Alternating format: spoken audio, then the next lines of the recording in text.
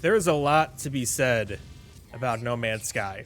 Most people know about its rocky start back in 2016. There were a lot of promises made, but very few were kept. According to gamers and gaming outlets, the gameplay loop got repetitive very fast, and the variation in planets, flora, and fauna weren't up to expectations. Fast forward to 2021 after almost 5 years of updates, and we have probably one of the best games I've ever played. I'm not gonna lie, I wasn't playing this game from the very beginning, but I had my eye on it ever since it was announced. It was a good call though, because apparently the game that was released was a shell of what it was supposed to be. I actually downloaded it and started playing the game about 3 weeks ago, and I'm about 40 plus hours in.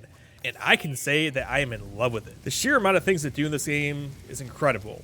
I'm not even going to attempt to list off everything you can do in this video, so I'll just talk about some of my favorite things to do in No Man's Sky. So, base building. First, you need to find the perfect planet for your base. Then, you need to learn the blueprints for the structures, and finally, you need to gather the resources to craft the structures you want to build. I'm not gonna lie, my first base was kind of a shit show, but after playing the game and learning what was important, I eventually found a better location on my planet, started building a totally new base, one that was actually organized, and scrapped my old base. Bases can be used for refining minerals, storing all of your vehicles, growing crops, and tending to livestock. Exploring in No Man's Sky is like no other game I've ever played. For those of you who don't know, everything in No Man's Sky is procedurally generated, which is a fancy term for randomized. Every planet you land on will be unique in what kind of flora, fauna, and minerals it has. The crazy thing is, there's no loading screens. When you leave a planet, you actually fly off the planet. When you want to visit another planet, you fly and land to the planet.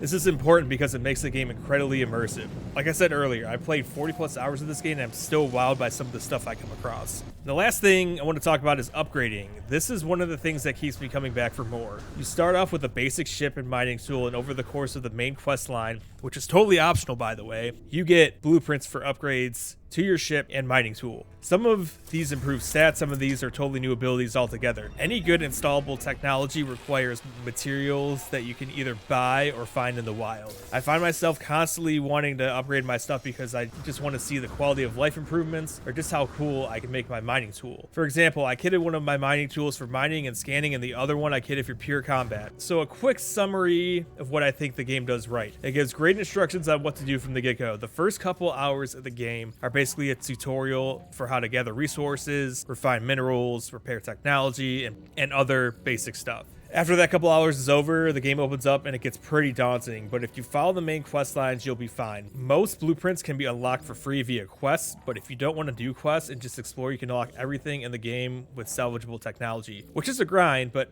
hey, it's each their own. Oh yeah, this game has no microtransactions, and it also has 4-player multiplayer, so can't really go wrong with that. The game isn't perfect. A lot of the issues are technical, which I can understand. The main issue I have with No Man's Sky is the ridiculous amount of popping it has. I can kind of forgive this because it is procedurally generated, but it still annoys me. Also, I played this game both on PC and PS5. The PC version isn't super well optimized, and the PS5 version crashes pretty frequently, which is frustrating, especially since the game only saves at certain points. You could be in the middle of a task where you haven't been to your ship in a while. Your game mainly saves when you leave your ship, and if your game crashes, all that progress, gone. Other than that, I have no other complaints. So yeah, if you're on the fence about No Man's Sky, I definitely recommend it. It has helped me a ton in these last few weeks, especially with this goddamn pandemic still going on. So it allows, well, at least for me, the perfect escape. It's one of the few games I can sit down and play for 4+ hours at a time. And as of right now, I have no plans on stopping anytime soon.